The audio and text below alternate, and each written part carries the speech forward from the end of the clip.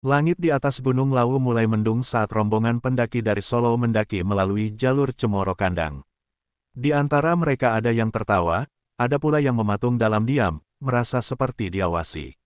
Gunung yang berada di perbatasan Jawa Tengah dan Jawa Timur ini memang sudah lama menyimpan cerita mistis yang sulit dinalar. Setiap langkah seolah menyusuri lorong antara dunia nyata dan alam gaib.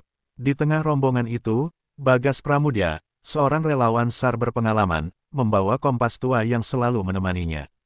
Ia pernah beberapa kali melakukan evakuasi pendaki hilang di Lawu, dan sejak itu ia tidak pernah meremehkan firasat. Wajahnya tegas namun kalem, menunjukkan bahwa dirinya bukan pendaki sembarangan. Gelang akar bahar di tangan kanannya menghitam setiap kali memasuki wilayah angker. Salah seorang pendaki bernama Sita tiba-tiba menghentikan langkah, menatap ke arah pepohonan cemara di sisi kanan jalur. Tadi ada yang lewat, tapi nggak ada suaranya, bisiknya ketakutan. Bagas menoleh cepat, tidak ada apa-apa di sana. Tapi udara mendadak dingin, meski matahari masih bersinar di balik kabut tipis. Perjalanan mereka dilanjutkan, namun suasana semakin berat. Salah satu anggota rombongan merasa mual dan muntah tanpa sebab. Padahal pagi tadi ia makan cukup dan terlihat sehat. Bagas menyarankan istirahat sejenak di pos 2 sambil menyalakan dupa kecil yang biasa ia bawa, sebagai bagian dari tradisi nenek moyangnya untuk minta izin pada penunggu gunung. Ketika dupa mulai mengepul, seekor burung hitam berputar di atas kepala mereka, melintas 3 kali lalu menghilang ke balik jurang. Itu bukan burung biasa, kata Bagas dengan suara rendah. Teman-temannya hanya menelan ludah. Sejak kecil, Bagas diajari oleh kakeknya, seorang juru kunci makam leluhur di lereng Lawu, tentang pertanda-pertanda alam. Malam mulai turun ketika mereka tiba di area pelawangan. Tenda-tenda didirikan, tetapi satu orang justru merasa ingin pulang dan terus mengigau soal seorang wanita berpakaian putih menatapnya dari atas batu besar. Bagas merasa hal itu sudah sering terjadi. Tapi malam itu, dia merasakan sesuatu yang berbeda. Udara terlalu diam, dan suara hutan seperti ditelan senyap. Bagas duduk bersila di luar tendanya, menatap nyala api kecil. Di tangannya, ia memegang manik-manik tua peninggalan sang kakek. Tiba-tiba ia melihat sesosok bayangan berdiri di balik pohon pinus, tinggi dan tidak wajar bentuknya. Ia tidak panik, ia menunduk, membacakan doa perlindungan dalam hati, sambil menaburkan sedikit garam ke api. Beberapa menit kemudian, bayangan itu menghilang, tetapi angin dingin menerpa area perkemahan. Salah satu tenda roboh tanpa angin kencang. Teman-temannya terbangun dan panik. Bagas meminta mereka duduk tenang, lalu mulai memimpin doa bersama. Meskipun tidak semua dari mereka religius, malam itu semua memejamkan mata dan ikut berserah. Tengah malam, Sita kembali mengalami kerasukan. Kali ini ia bicara dengan suara berat dan bahasa Jawa kuno yang tidak dimengerti siapapun. Bagas mencoba menenangkannya sambil memegang selayar merah marunnya yang telah dibasahi air wudhu sebelum berangkat. Butuh waktu hampir 1 jam sebelum Sita pingsan dan kembali sadar dalam tubuhnya sendiri. Pagi harinya, seluruh rombongan memutuskan melanjutkan perjalanan menuju puncak Hargodumilah. Meski kondisi fisik tidak optimal, semangat mereka terpicu oleh rasa ingin tahu dan keyakinan bahwa mereka sedang menjalani pengalaman yang tidak semua orang alami. Bagas berjalan paling depan, membawa tas besar yang diikat dengan bendera merah putih kecil. Saat melintasi jalur Hargo Dalam, tempat yang dipercaya sebagai petilasan Prabu Brawijaya kelima, beberapa pendaki mencium bau bunga melati padahal tidak ada tanaman semacam itu di sekitar. Bagas tahu, itu tanda bahwa mereka mendekati titik yang sangat sakral. Ia meminta semua orang tidak berbicara sembarangan dan menundukkan kepala sebagai bentuk penghormatan. Setibanya di depan petilasan, salah seorang dari rombongan justru nekat mengambil foto sambil tertawa. Tak lama setelah itu, kamera digitalnya rusak dan layarnya gelap. Bagas tidak berkata apa-apa, tapi wajahnya tampak berubah serius. Ia menyuruh yang bersangkutan memohon maaf secara pribadi dan membakar sebatang dupa di dekat batu nisan tua yang berada di sisi jalur. Langkah-langkah terakhir menuju puncak terasa berat meski medannya tidak terlalu curam. Bagas berjalan perlahan, seperti merasakan ada sosok yang mengikuti di belakangnya, namun ketika ia menoleh, hanya kabut dan pepohonan yang terlihat. Teman-temannya mengeluh pusing, beberapa bahkan menangis tanpa sebab. Saat tiba di puncak Hargodumilah, kabut tebal tiba-tiba menghilang seketika, memperlihatkan langit cerah yang indah. Mereka semua berteriak bahagia, tapi Bagas justru memejamkan mata. Di hadapannya, ia melihat sosok pria tua berjubah putih berdiri di tepi jurang, lalu menghilang bagai kabut. Bagas tahu, ia sedang diberi tanda. Di puncak itu, Bagas mengeluarkan secarik kain berisi tulisan tangan kakeknya yang berisi doa dan niat pendakian. Ia membacanya perlahan, lalu menguburkannya di bawah batu kecil. Kami hanya numpang lewat, semoga tidak meninggalkan luka, ucapnya lirih. Ia tahu, pendaki bukan hanya menaklukkan alam, tapi belajar merendah di hadapan yang tak kasat mata. Turun dari puncak Hargo Dumilah, langit yang semula cerah kembali tertutup kabut tebal. Beberapa pendaki merasa ada yang mengiringi mereka, padahal tak satu pun suara langkah selain dari rombongan. Bagas yang berjalan paling belakang merasa pundaknya disentuh ringan, namun saat ia menoleh, tidak ada siapapun. Dalam hati ia mengucap istighfar berulang kali.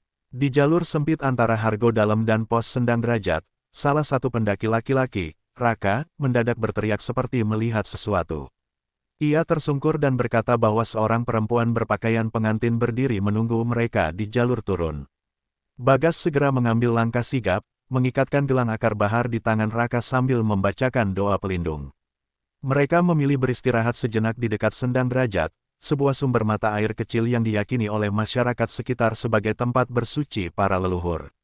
Bagas menuangkan air dari sendang itu ke botol, lalu memercikannya ke kepala Raka dan beberapa anggota yang mulai pucat. Perlahan, suasana kembali tenang, namun firasat Bagas belum sepenuhnya reda. Malam kedua pun tiba saat mereka bermalam di pos Watu Gede. Tenda-tenda berdiri di atas tanah yang lembab, diapit oleh batu besar yang bentuknya menyerupai wajah manusia jika dilihat dari sudut tertentu.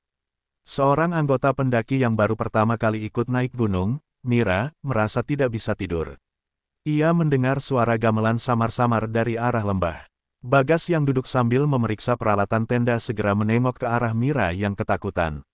Ia mendengarkan dengan saksama, dan memang, samar-samar terdengar alunan suara gamelan yang tidak berasal dari alat musik modern. Musik itu seperti berasal dari dimensi yang berbeda, iramanya halus namun mencekam. Beberapa anggota yang terbangun mulai merasa merinding. Ini bukan hal baru, ucap Bagas pelan. Sering terjadi di malam-malam ganjil, terutama saat bulan sedang cerah.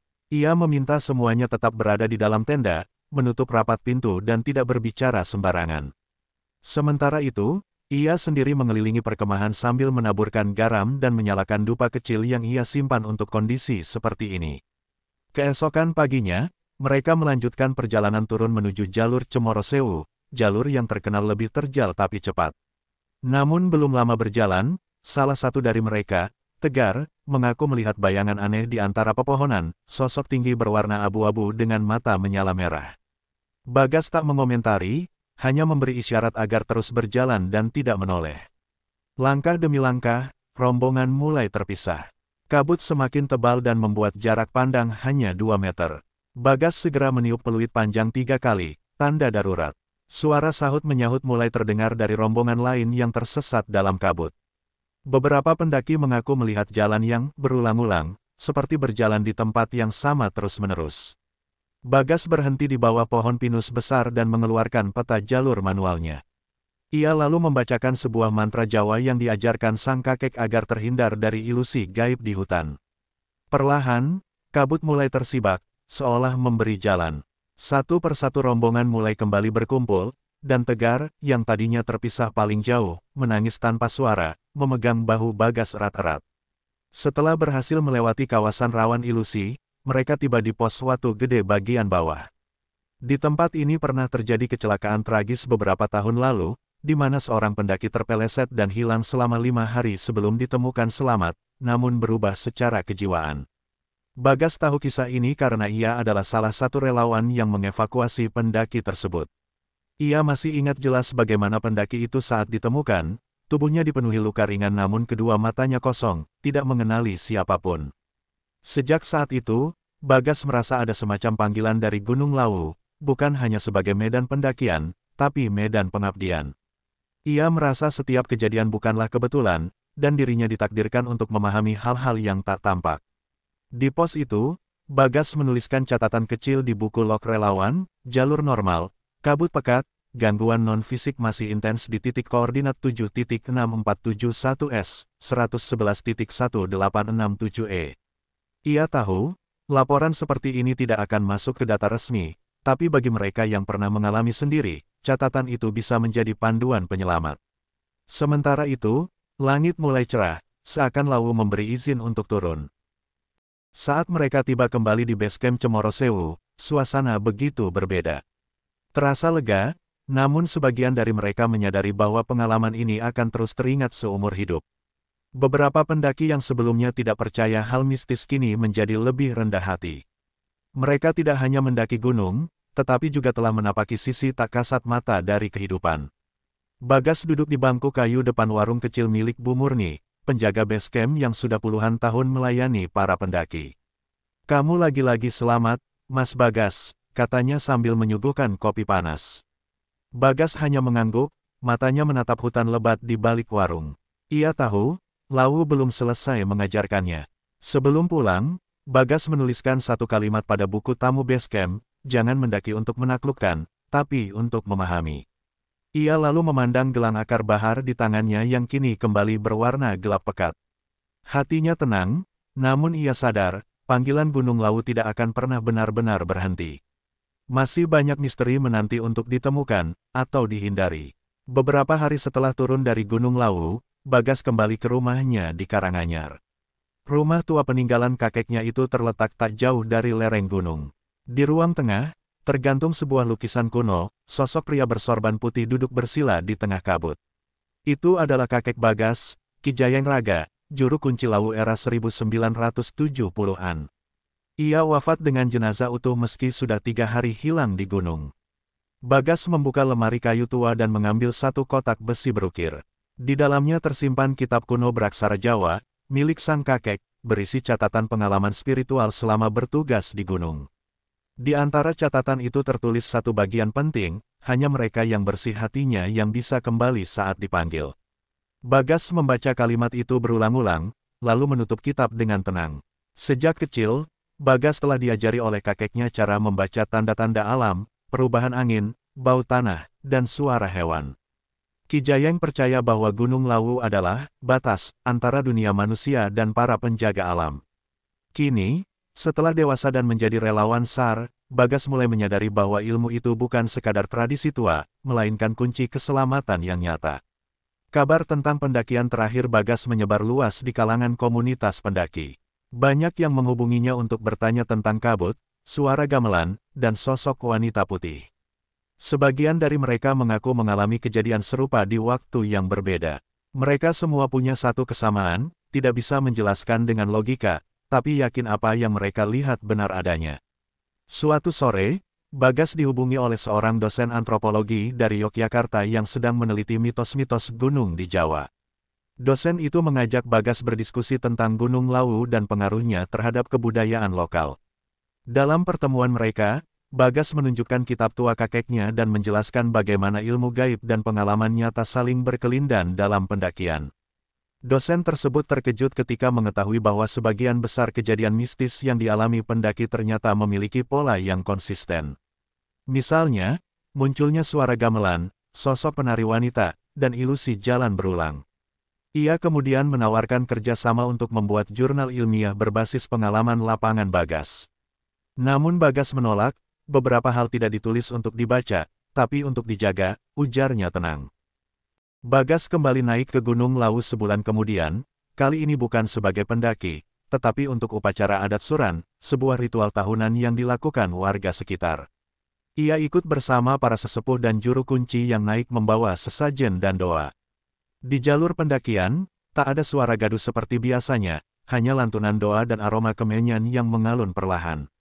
Di Hargo Dalam, para tetua duduk bersila di depan batu besar yang diyakini sebagai petilasan Prabu Brawijaya. Mereka membawa bunga 7 rupa, kembang kantil, dan bubur merah putih. Bagas duduk agak di belakang, mengenakan ikat kepala hitam dan sarung coklat, pakaian warisan kakeknya saat masih menjadi juru kunci. Udara terasa berbeda, tenang, namun berat seperti mengandung pesan. Saat doa dilantunkan, langit berubah mendung tanpa angin. Salah satu tetua tiba-tiba bergetar tubuhnya, lalu bersuara berat, "Sing Nyongko bakal bali, saiki wektune wis teka. Jogo lawang, jaga lawu." Semua diam. Bagas menunduk. Ia merasa pesan itu bukan ditujukan untuk umum, tapi khusus untuknya. Ia tak tahu maksudnya secara penuh, tapi ia tahu, ini bukan sekadar pendakian biasa.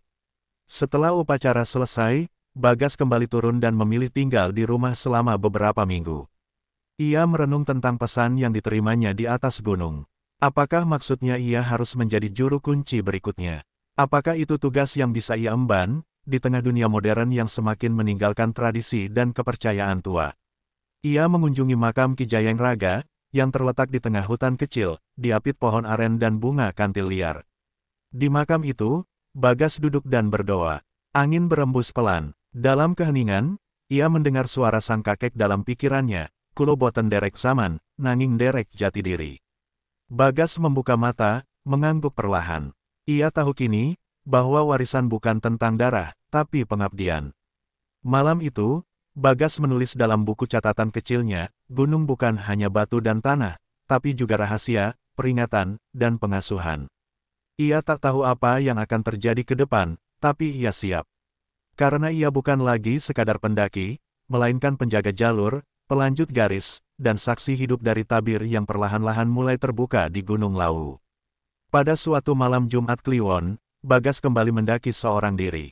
Ia membawa sedikit perbekalan, kitab kecil, dupa, dan air sendang yang pernah ia ambil. Ia ingin menyendiri, bermeditasi, dan mencari jawaban dari dalam dirinya sendiri. Dalam sunyi hutan, ia menyusuri jalur Cemoro Kandang dengan tenang, langkah demi langkah. Di pos 2, ia berhenti dan mendirikan tenda kecil. Ia duduk bersila, menyalakan dupa, dan mulai membaca doa-doa warisan kakeknya. Angin mulai bergerak pelan, lalu berputar di sekitarnya. Dalam separuh kesadaran, ia merasa duduk bersama sosok-sosok lain di sekeliling api, pria-pria tua berpakaian putih, semua diam, menatapnya dengan mata dalam. Bagas tidak takut. Ia membungkuk hormat, lalu berkata pelan, "Aku bukan pewaris darahmu, tapi aku ingin menjaga jalur ini." Salah satu sosok mengangguk, lalu lenyap bersama angin. Saat subuh datang, langit memerah dan suara burung kembali terdengar. Bagas berdiri, tubuhnya terasa ringan, seolah sebagian dari beban batin telah dibawa pergi oleh malam. Di tahun-tahun berikutnya, nama Bagas semakin dikenal, bukan karena popularitas, melainkan karena kesaksian para pendaki yang diselamatkannya. Ia tidak hanya menyelamatkan secara fisik, tetapi juga menyadarkan mereka bahwa pendakian adalah bentuk pengembaraan jiwa. Banyak yang datang bukan lagi untuk menaklukkan puncak, tapi untuk mencari kedamaian. Salah satu kisah yang paling menyentuh adalah tentang seorang perempuan muda bernama Ratna yang hilang 3 hari di sekitar pos 3. Ia ditemukan oleh Bagas dalam keadaan linglung, duduk di tepi tebing sambil memeluk lutut. Ratna mengaku ditemani oleh seorang nenek tua selama 3 hari, yang memberinya makanan dan cerita tentang kerajaan lama yang tak kasat mata. Setelah selamat, Ratna menjadi salah satu relawan tetap yang membantu Bagas. Ia belajar membaca peta batin, bukan sekadar GPS. Bagas menyadari bahwa mereka yang pernah dipanggil oleh Lawu akan selalu kembali, bukan karena trauma, tapi karena rasa memiliki terhadap sesuatu yang tak bisa dijelaskan dengan logika semata. Di malam bulan purnama, Bagas naik seorang diri ke puncak Hargo Dumilah untuk terakhir kalinya. Ia sudah merasa waktunya hampir tiba, bukan karena sakit, tapi karena semua pesan telah ia sampaikan. Di puncak, ia duduk bersila, memandang langit, dan membacakan doa warisan kakeknya. Angin membawa harum bunga kantil yang tak terlihat batangnya. Di sekelilingnya, muncul bayangan samar para penjaga lama, Ki Jayeng Raga, wanita tua penari, raja berkebaya emas, dan macan tutul penjaga hutan. Semua hadir, diam, seakan menyambut sang pewaris yang telah menunaikan tugasnya. Bagas tersenyum, lalu menutup matanya perlahan. Saat pagi menjelang, tubuhnya telah berselimut embun, tenang seperti tidur. Kabar wafatnya Bagas menyebar seperti kabut pagi, lembut tapi menyentuh banyak hati. Pendaki dari berbagai daerah datang ke makamnya di dekat Sendang. Di batu nisannya terukir, di antara kabut dan sunyi, ia menjaga jalur bukan dengan kekuatan, tapi dengan pengabdian. Dan di jalur Gunung Lawu, setiap pendaki baru kini disambut oleh suara angin yang berbisik lembut. Jangan menaklukkan, tapi pahamilah.